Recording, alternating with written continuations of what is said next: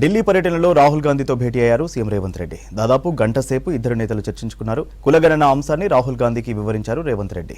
బహిరంగ సభకు ప్లాన్ చేస్తున్నామని, రావాలని రాహుల్ను ఆహ్వానించారు.